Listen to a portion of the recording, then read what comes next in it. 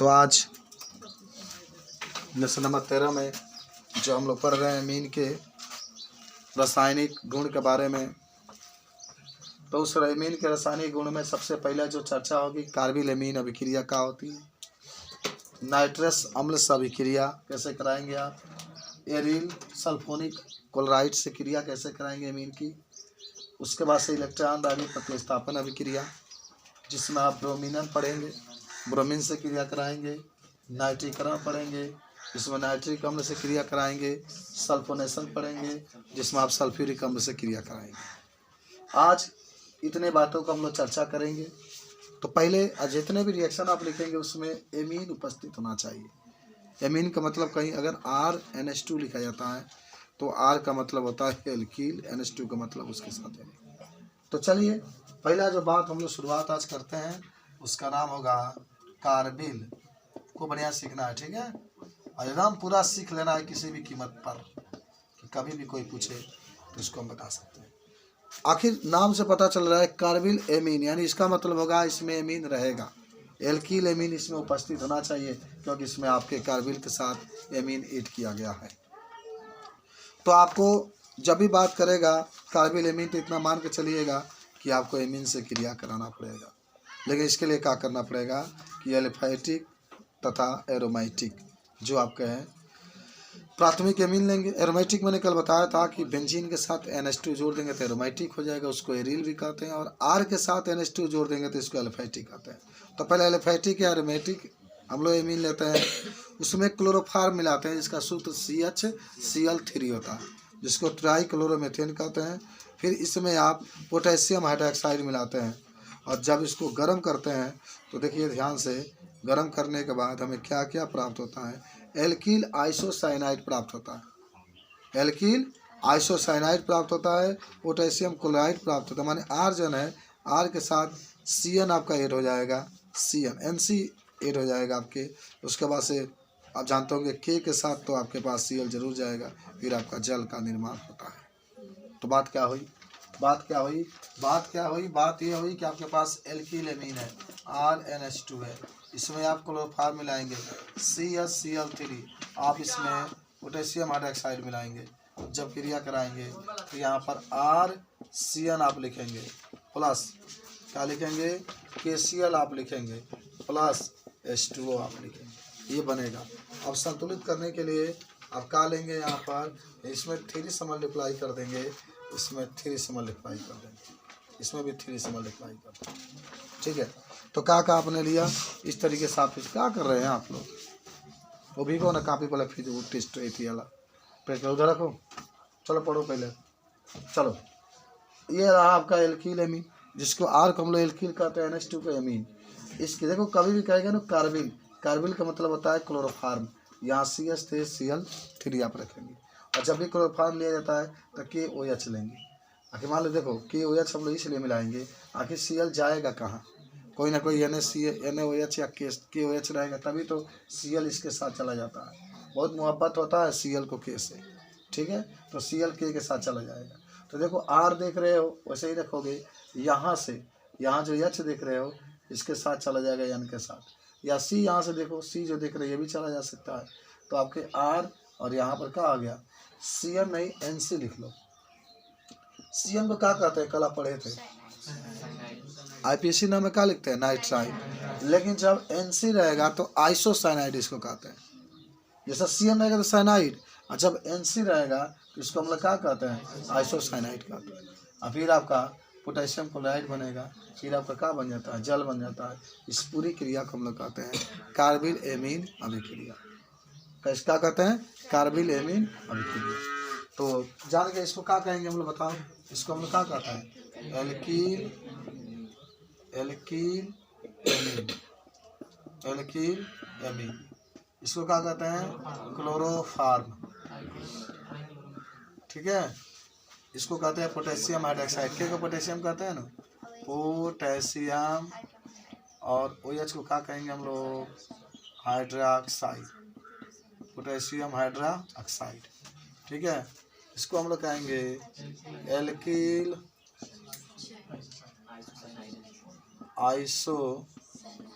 Isocyanide, isocyanide.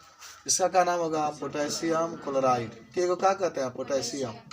Cl का मतलब क्या होता है? क्लोराइड। और इसका क्या नाम होता है? जल। देखो एक चीज मैं बताता हूँ, सुनो ध्यान से सब लोग। ये आखिर पढ़ क्यों रहे हैं? तो देखिए कि पीछे रीजन है।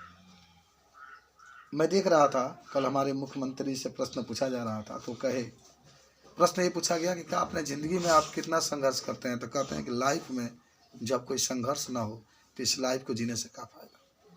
एक लड़की जन्म लेती है तो उसका ज़िंदगी जो पढ़े के टाइम होता है घास काटने में बीत जाता है, और एक लड़की अमेरिका में जाकर पढ़ती है जिसको पढ़ाने के लिए टॉप के टीचर उसके पास से उपस्थित रहते हैं उसको पढ़ाने के लिए। किस्मत देखो यहाँ से बदल रही है। एक लड़का जो दिन भर आवारा खान घूमता रहता है, उसकी कोई पहचान नहीं होता है, दिन भर इधर उधर फालतू खान घूमता रहता है। एक लड़का जो कोटा में बैठ करके टॉप 10 के टीचर उसको कंपटीशन में आपसे माने अपने आप से माने कोशिश कर रहे हैं कि हमसे भी बेहतर ये बच्चा बन जाए।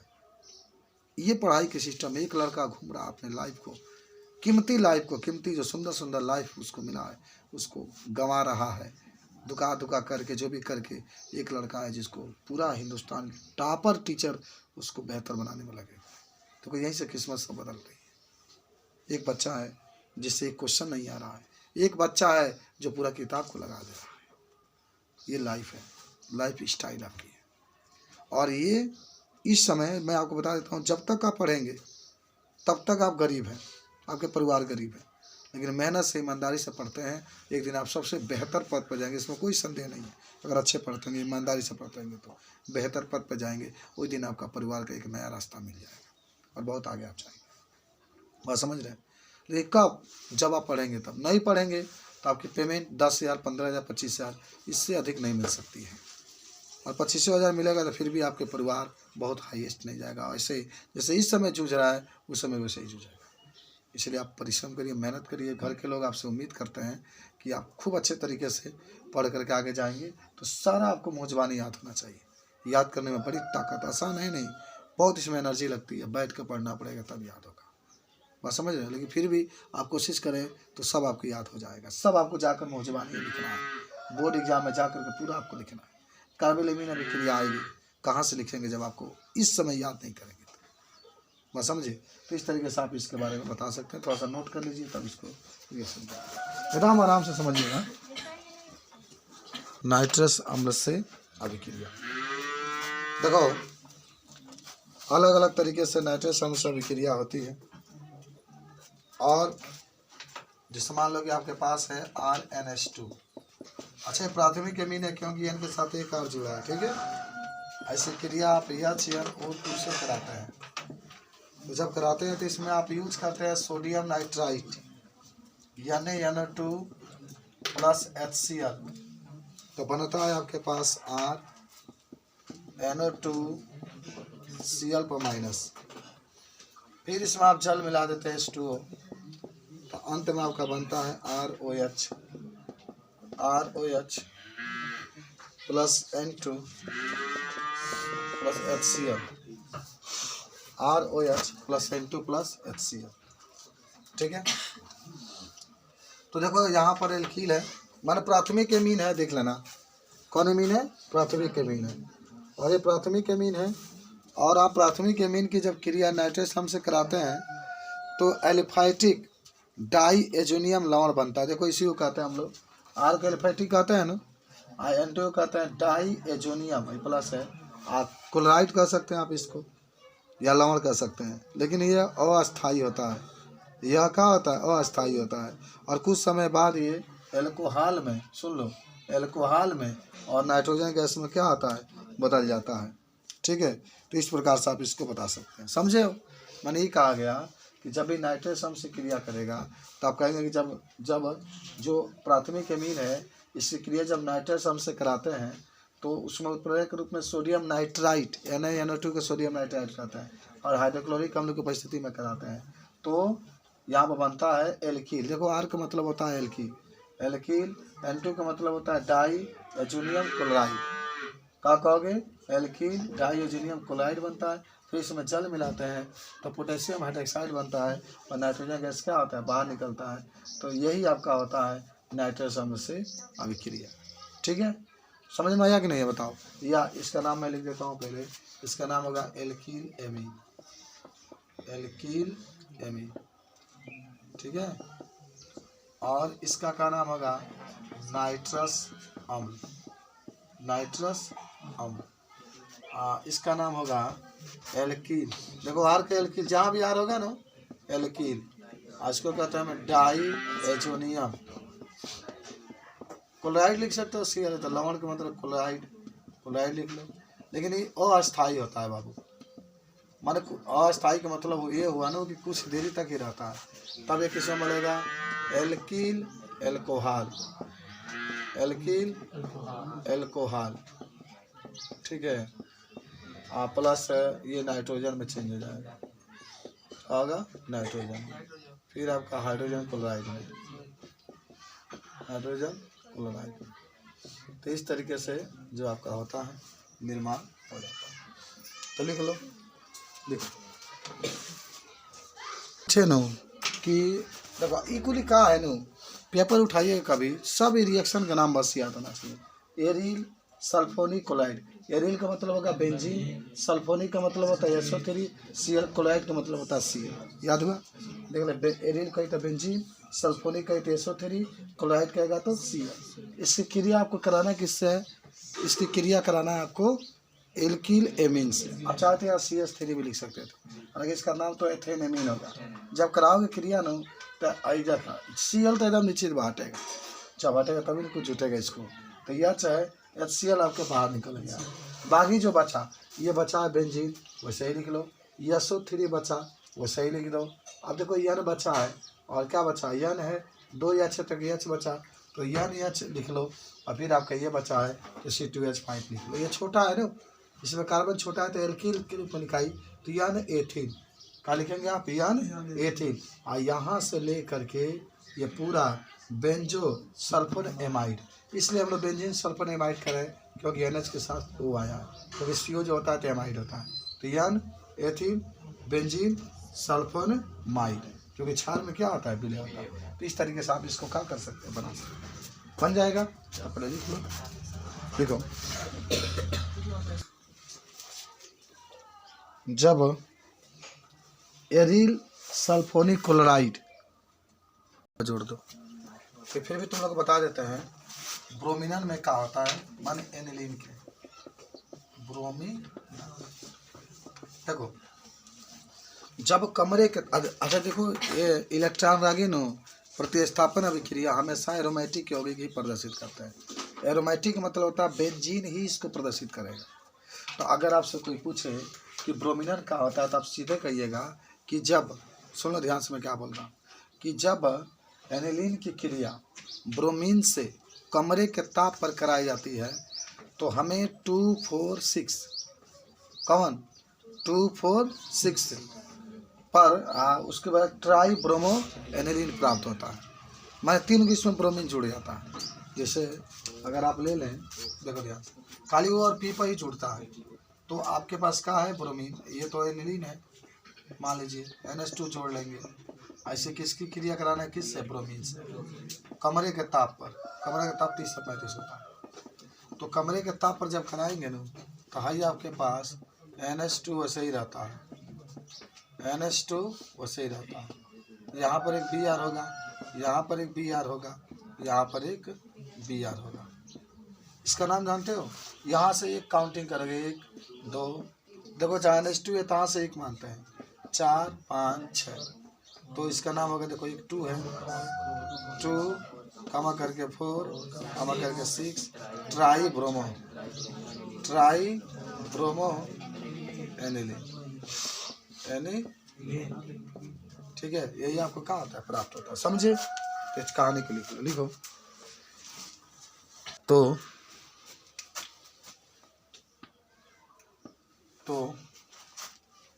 246 ट्राई ब्रोमो एनिलीन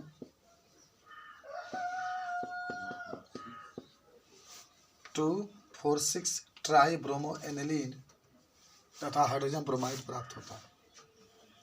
तथा हाइड्रोजन ब्रोमाइड, जहाँ जहाँ ब्रोमीन जुड़ेगा ना हाइड्रोजन ब्रोमाइड प्राप्त होता है। जहाँ जहाँ हाइड्रोजन जुड़ेगा तहाँ तहाँ से एक एक ब्रोमीन जुड़ा। देखो नाइट्रिकरण, बेंजीन लो,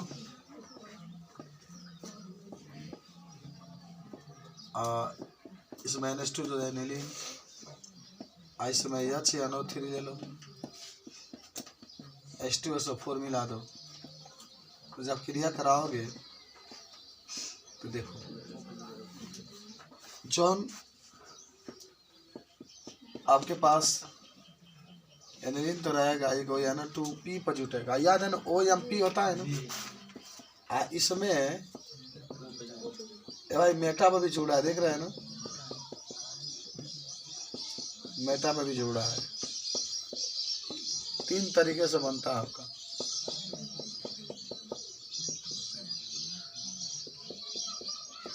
और आर्थो पर भी जुड़ सकता है। आप चाहे तो इसको डायरेक्टली दिखाना है तो इसको नहीं भी दिखा सकते हैं, लेकिन अधिकतर ये देखा जाता है कि जब एनिलीन की क्रिया नाइट्रीकरण कराई जाती है तो 3 बनता है। इसका परसेंटेज भी दिया है, इसका परसेंट बनता है 51%, सबसे अधिक यही बनता है। ये 47 कौन है, पैरा वाला 47 है कि आर्थो वाला, देख लो मेटा का तो 51 है 2%। सबसे कम तो आर्थो वाला बनता है, क्योंकि यानी एक ही पास हो गया है ना, इसीलिए तो दोनों यानी एक पास होता है तो कम बनता है। तो देखो जब एनिलीन की क्रिया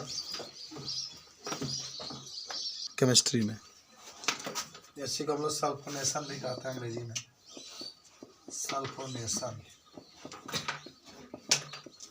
क्या होता है। तो देखो सिंपल से बात सुनो कि आप एनिलीन लेंगे, उसकी क्रिया सल्फ्यूरिक अम्ल से कराएंगे, कराते हैं। चलो एनिलीन का सूत्र सब लोग को याद होगा,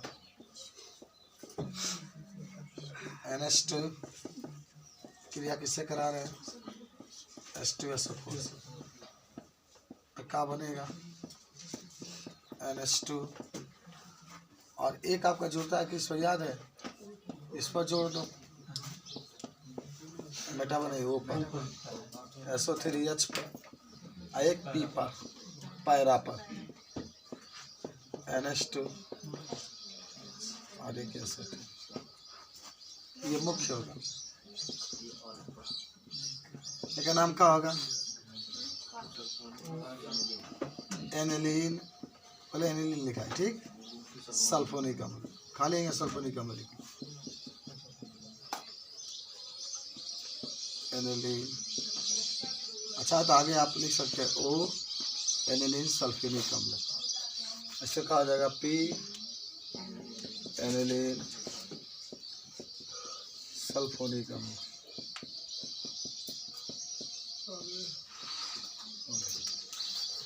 समझे, तो परिभाषा लिख लो इसकी।